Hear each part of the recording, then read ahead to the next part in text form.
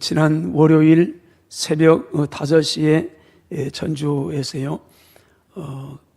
목요일 날 저녁 9시경에 왔습니다. 중국 산동성에 있는 그 연태, 이제 그 도시. 연태가 누가 물어봐요. 어디로 가요? 우리 연태요. 연태가 어디예요? 저도 연태가 어딘지를 몰라서 그래서 대답했어요. 상태후예요. 뭐 다른 대답을 알아야지. 그래서 내가 그냥 상태후. 그래서 왜 상태후예요? 그래서 그 기억니한테 명시옷 그 다음에 이응이니까 그래서 후예요. 근데 이 연태가 남한의 땅이 한 3배 정도 된답니다. 인구는 1억이 넘고요. 근데 이제 아마 많은 분들이 중국 방문하면 가는가 봐요. 골프도 치고 뭐 저렴한가 봐요. 저희가 한 38분 갔는데요. 저녁에는 이제 집회하고 낮에는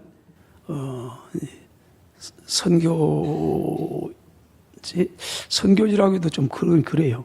근데 이제 우리가 방문했던 연태 지역에는 한국 교회와는 굉장히 깊은 연관이 있어요. 1866년 8월 9일 날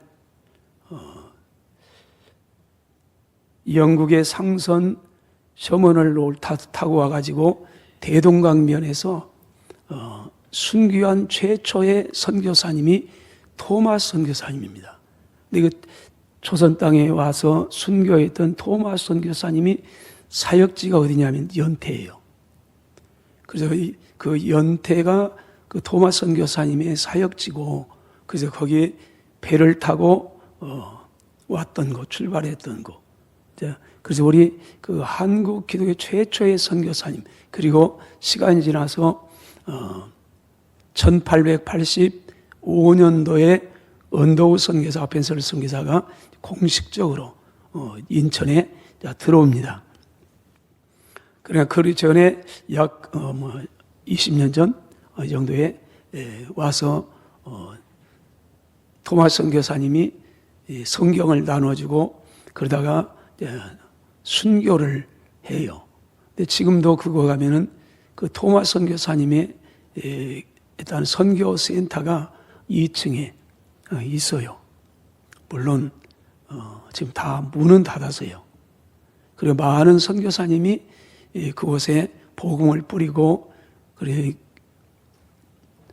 학교도 세우고 또 병원도 병 다 있어요. 그건. 그러나 선교사님들은 안 계세요. 오늘 본문은요, 지금으로부터 약 2700여 년 전인 BC 750년경에 이스라엘 나라에 호세아라는 선지자가 있었습니다. 근데 어느 하나님께서 호세아에게 음란한 거리의 여인인 고멜을 찾아서 아내로 삼으라 말씀합니다. 호세아는 하나님 말씀에 따라 출신성이 별로 좋지 않은 음란한 여인 고멜을 찾아서 아내로 맞이합니다. 얼마 후에 아들 둘에 딸 하나를 낳고 나름대로 행복하게 살았습니다. 근데 어느 날 갑자기 아내가 사라졌습니다. 알고 보니까는 남편과 자식들을 버리고 가출하여 또 다른 남자에게 간 것입니다. 근데 어느 날 하나님께서는 호세아에게 이렇게 말합니다. 오늘 1절입니다. 너는 또 가서 타인의 사랑을 받아 음녀가 된 그 여자를 사랑하라. 또 가라. 또 가서 다시. 그러면 다시 또 가라. 이 말은 또 반복인 거죠. 다시 해라. 비록 그녀가 배신했을지라도, 비록 그녀가 잘못했을지라도, 비록 그녀가 가출하여 허랑방탕하고 아내의 자격을 상실했을지라도 너는 다시 가라. 또 다시 가고, 또 다시 가고, 또 다시 사랑하라는 겁니다. 결국 호세아는 그 말씀에 순종합니다. 2절, 내가 은 15개와 보리 한 호멜 반으로 나를 위하여 저를 사고 다른 사람의 아내가 된 아내를 되찾기 위해서 대가는 은 15개와 보리 한 호멜 반입니다. 당시 노예 한 사람의 값이 은 30이라고 합니다. 그러니까는 그 아내를 다시 사오는데 노예 한 사람만 또 가치 없는 사람, 내 아내였지만은 이미 그 가치를 보니까 노예 한 사람만 또 못하는 가치 없는 아내의 자격을 상실한 사람, 쓸모없는 비참한 사람. 그런데 하나님께서는 호세아에게 아내로 다시 사라는 겁니다. 그런데 이 호세아와 그 아내 고멜의 이야기는요, 2700년 전에 한 가정의 얘기가 아니에요. 물론 그 가정의 얘기입니다만은 그 가정의 얘기를 통해서 하나님께서 오늘 우리에게 하고 싶으신 말씀이 뭐냐? 하나님과 자기 백성 이스라엘 백성과의 얘기예요. 날마다 하나님의 사랑을 배반하고 떠나가는 오늘 우리들의 얘기, 하나님과 우리의 얘기. 하나님은 남편이 되시고 하나님 백성은 그의 아내가 됐는데 남편 된 하나님을 배신하고 떠나갔던, 변명에 떠나갔던 그 아내. 그런데 하나님이 계속해서 또 찾고요. 오늘 우리 얘기, 한 걸음 떠나가 음란한 아내 고멜을 끝까지 포기하지 않고 사랑할 수밖에 없는 호세아의 사랑을 통해서 바로 저와 여러분을 향하신 하나님의 사랑 얘기. 호세아는 성경 가운데 가장 많은 부분이 하나님의 사랑에 대한 얘기예요. 그럴지라도 우리는 늘 배반하고 떠나가고, 그런데도 끝없이 쫓아오시는 하나님, 사랑 얘기예요. 1절 이스라엘 자손이 다른 신을 섬길지라도, 이스라엘 자손이 다른 신을 섬길지라도, 나를 버리고 다른 신을 섬길지라도 여호와가 그들을 사랑하나니. 호세아서는 먼저 하나님의 사랑에 대한 얘기예요. 사랑, 하나님의 사랑, 끝없는 하나님의 사랑. 이스라엘 자손이 다른 신을 섬길지라도 여호와가 그들을 사랑하나니, 그러므로 너는 또 가서 타인의 사랑을 받아 음녀가 된 그 여자를 사랑하라.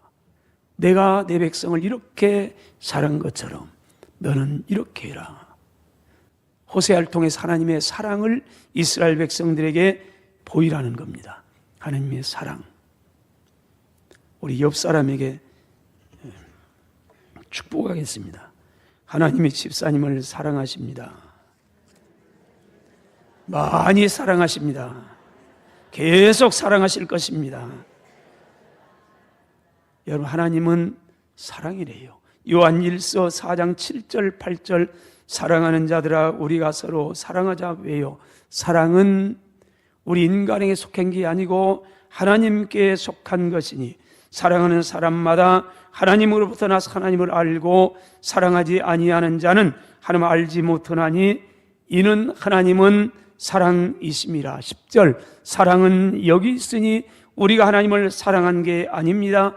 하나님이 우리를 사랑하셔서 우리 죄를 속하기 위하여 화목제물로 그 아들을 우리 위해서 이 땅에 보내주셨습니다. 성경은 온통 저와 여러분을 향한 하나님의 사랑에 대한 얘기입니다. 하나님이 인간을 왜 창조했나요? 사랑했습니다. 예수님은 하나님이시면서 왜, 무엇 때문에 영광의 보좌를 버리고 사람의 몸을 입으시고 이 땅에 오셨나요? 사랑 때문에요. 하나님의 사랑 때문에요. 주님은 왜 영광의 주님께서, 하나님께서 사람의 몸으로 오셔가지고요 십자가에서 못 박혀 처절하게 죽으셔야만 했나요? 사랑 때문에요. 그분은 부활하시고 승천하셨습니다. 그리고 마지막 날 그분은 무엇 때문에 이 세상에 다시 오실까요? 저와 여러분을 사랑하시기 때문에, 나를 향한 하나님의 사랑이 얼마나 크고 얼마나 위대한가, 나에 대한 하나님의 사랑을 어떻게 우리에게 보여줬는가, 그것이 바로 요한복음 3장 16절입니다. 하나님이 세상을 이처럼 사랑했습니다. 여기 이처럼이란 단어, 하나님이 세상을, 이 세상이라는 단어예요. 세상이라는 단어에 저와 여러분의 이름을 넣는다면 하나님이 복목사를 이처럼 사랑해서 어떻게 해요? 독생자를 십자가에 내어 주셨으니 이 사랑이래요. 왜요? 이는 십자가에 못 박힌 독생자를 믿는 사람에게 하나님의 사랑을 거절하지 아니하고 아멘으로 받아들인 사람, 믿는 사람에게는 멸망하지 않은 영생을 얻게 하려고요. 그래서 우리가 구원받은 겁니다. 하나님의 사랑. 우리가 하나님을 찾아간 게 아니에요. 우리는 하나님을 향해 주먹질하고 부정하고 알지도 못했어요. 근데 그분이 찾아오셨어요. 그분이 찾아오셔서 알게 하고 이렇게 하나님이 복목사를 이처럼 사랑해서 그래서요 독생자를 주셨으니, 그래서 우리가 하나님 알아요. 하나님의 사랑을 알아요. 그 사랑이 얼마나 크고 얼마나 위대한지 알아요. 우리 선배 신앙인은 그래 그 사랑 때문에요. 그 사랑이 너무 크고 위대한 사랑을 이렇게 노래하면서 찬양했습니다. 그 크신 하나님의 사랑 말로 다 형용 못합니다. 저 높고 높은 별을 넘어서 이 낮고 낮은 땅 위에 죄 범한 영혼을 구원하려 그 아들 보낸 사랑, 한 걸음 더 나가 화목제물 삼으시고 내 죄 용서하신 사랑, 이 사랑이 너무 크고 위대하기에 하늘을 두루마리 삼고 바다를 먹물 삼아도 한없는 하나님의 사랑을 다 기록할 수가 없습니다. 하나님의 크신 사랑 그 어찌 다 쓸 수가 있습니까? 저 하늘 높이 다 쌓는다 해도 채우지를 못합니다. 우리 선배 신앙인의 찬양입니다. 고백입니다. 오늘 저와 여러분이 불렀던 노래가 아니고요, 저와 여러분의 신앙의 고백, 사랑의 고백입니다. 하나님은 사랑이십니다. 그 사랑은 얼마나 크든지 간에 미사 여구를 다 동원한다 할지라도요 다 표현할 수가 없습니다. 하나님은 사랑이십니다. 그 사랑은 얼마나 위대한지 간에 글로 다 쓸 수가 없습니다. 하나님은 사랑이십니다. 그 사랑은 얼마나 위대하든지 하늘을 두루마리 삼고요 바다를 먹물로 삼아도요 다 기록할 수가 없습니다. 그 사랑 저 하늘 높이 다 쌓고 쌓는다 해도 다 쌓아놓을 수 없을 만큼의 너무 크고 위대한 사랑입니다. 그러므로 이 하나님의 사랑에 붙잡혀서 일평생을 살았던 바울은요 행복한 고민을 이렇게 고백했습니다. 고린도후서 5장 13절 14절입니다. 우리가 만일 미쳤어도, 이건 가정법입니다. 나는 정신온전합니다. 그러나 내가 만일 미쳤다 해도, 왜요? 고린도 교인들이 그러거든요. 바울은 미쳤어. 여러분, 우리가 하나님의 사랑에 붙잡힌 바 된 사람 이어질 못합니다. 예수님 믿고 헌신하고 충성한 사람들 보면서 세상은 말합니다. 저 사람 미쳤어, 예수. 적당히 믿어야 되지. 그렇게 아깝게 힘들게 벌었던 돈을 아낌없이 선교사님을 위해서 드린대요. 여러분, 우리 교회 어느 선교사님이 좀 입원해가지고 이번에 수술을 해요. 그랬더니 어느 여선교회에서 또 어느 몇 분의 공동체에서 헌금을 모았대요. 여러분, 그 돈이 어떤 돈입니까? 여러분들이 아끼고 그 돈 아니에요? 그래서 이 귀한 돈을 피 같은 돈이에요. 근데 그거 드린대요. 참 미쳤어도 정신이 조금 미쳐야 되는데 바울이 그래요. 우리가 만일 미쳤어도 이해할 수가 없는 거예요. 하나님의 사랑에 강권한 바 이해할 수가 없어요. 세상 사람들이 이해를 못해요. 같이 예수 믿는, 맞아요, 예수 믿는 사람도 이해를 못해요. 꼭 그렇게 믿어야 되는가? 적당하게 믿을 수 없는가? 없어요.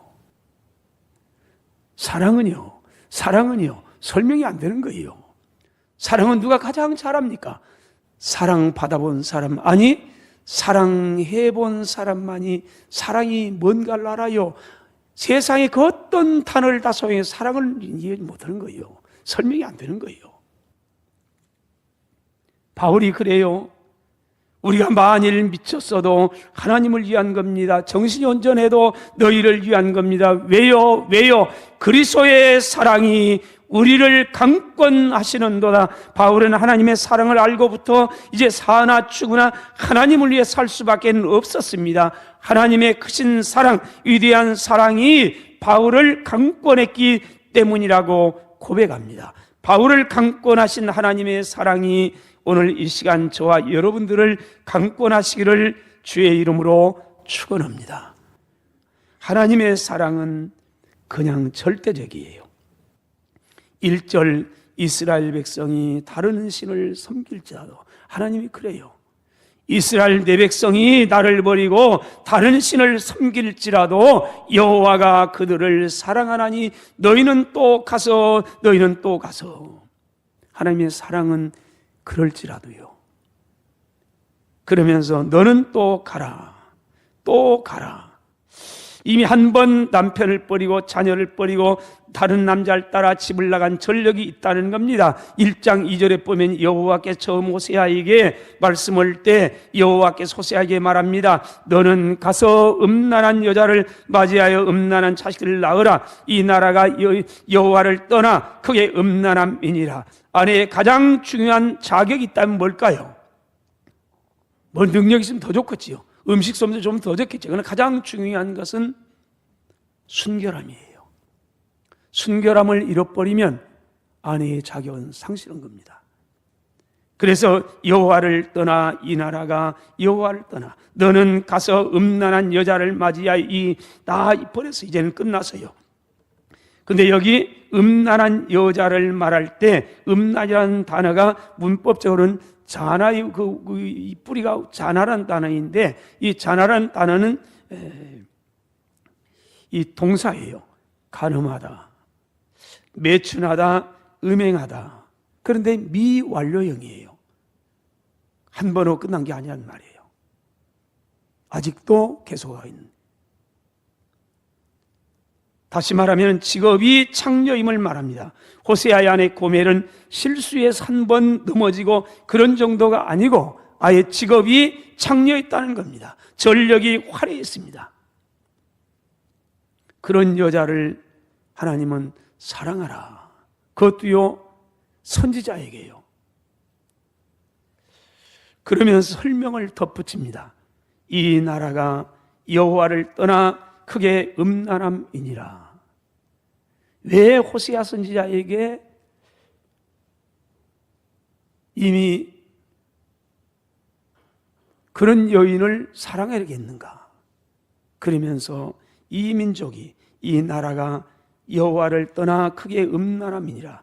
결국 이 예언은 이스라엘 백성이 하나님을 떠나 우상을 숭배하는 걸 남편의 사랑을 배신한 아내로 비유하고 있는 겁니다. 하나님은 남편이고 이스라엘 백성들은 아내.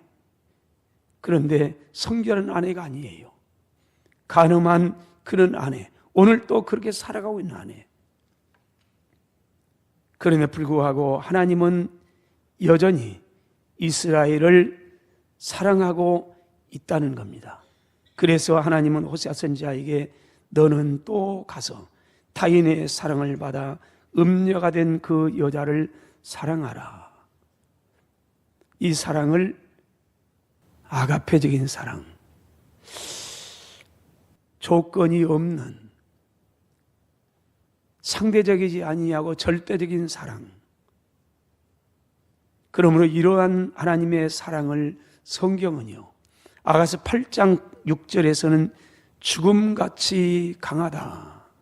상대가 어떻든지 간에요, 절대적으로 사랑하는 거예요. 이 하나님의 사랑이래요. 이스라엘 백성이 어떻든지 간에 하나님은 그 백성을 사랑했다는 거예요.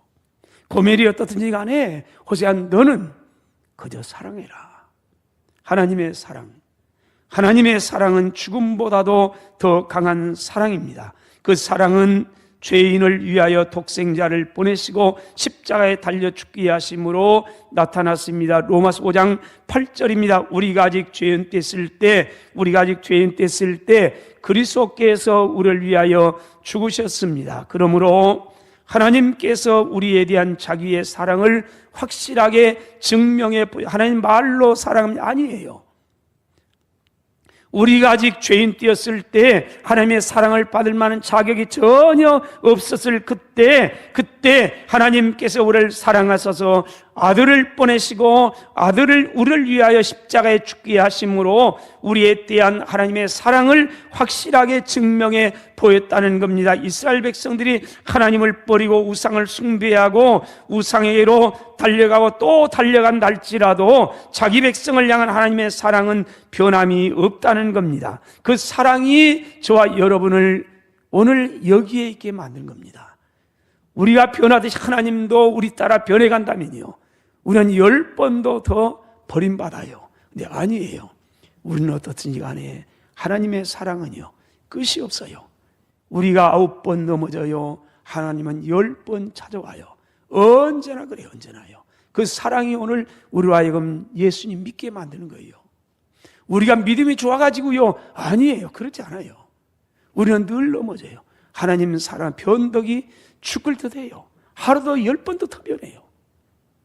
하나님 사랑합니다. 맞아요. 사랑해 보려고 하지요. 근데 이래 넘어지고 저 넘어지고, 근데도 불구하고 여전히 하나님은 우리를 사랑해요. 우리가 아직 죄인 됐을 때 그때 하나님께서 우리에 대한 사랑 어떻게 증거해 줬느냐? 아들을 십자가에 죽게 하심으로 우리에게 보여줬다는 거예요. 여러분 자녀에 대한 부모님들의 사랑이 얼마나 위대합니까? 자기 생명보다 더 사랑합니다. 그러나 아무리 위대한 부모의 사랑도 한계가 있습니다. 변할 수 있습니다. 그러므로 시편 27편 10절에서는 내 부모는 나를 버렸습니다. 그러나 여호와는 나를 영접하시리이다. 그건 사랑이 부족해서가 아니라 인간의 연약성 때문입니다. 한계 때문입니다. 하나님의 사랑은 인간의 사랑은 환경 따라 변해가요. 시간 따라 변하고 심지어 기분 따라 변해가요. 그러나 하나님의 사랑은요, 변함이 없어요. 하나님을 향한 저와 여러분의 사랑은 변할지라도요, 저와 여러분을 향한 하나님의 사랑은 변함이 없어요. 우리는 주님을 늘 배반하고 떠나가려고 하며 그러나 내 주님은 여전히 날 불러줘요. 우리는 주님을 등지고 살아가요. 그러나 주님은 항상 그곳에 계세요. 이 사랑에 붙잡히는 사람은 이 사랑 때문에 이 사랑을 감당할 수 없어가지고 몸부림칩니다. 이 사랑 때문에 어떤 사람은 아프리카로 달려가요. 아시아로 달려가요. 주님의 사랑 들고 미련 없이 떠나가요. 이 사랑이 오늘 저와 여러분을 강권하시기를 축원합니다. 이처럼 하나님의 큰 사랑을 받은 저와 여러분은 어떻게 살합니까? 하나님을 사랑하고 이웃을 내 몸처럼 사랑해야 합니다. 왜냐하면 우리는 하나님의 사랑에 빚을 진 사람들이기 때문에 그렇습니다. 우리는 이웃의 사랑에 빚을 진 사람들이기 때문에 그렇습니다. 지금도 사랑에 빚을 지고 있습니다. 사랑하시는 여러분, 하나님의 큰 사랑 안에서, 그럴지라도의 사랑 안에서 하나님을 사랑하고 이웃을 사랑하고 이 땅에 하나님의 사랑의 나라를 이루어가는 저와 여러분들이 다 되시기를 주의 이름으로 축원합니다.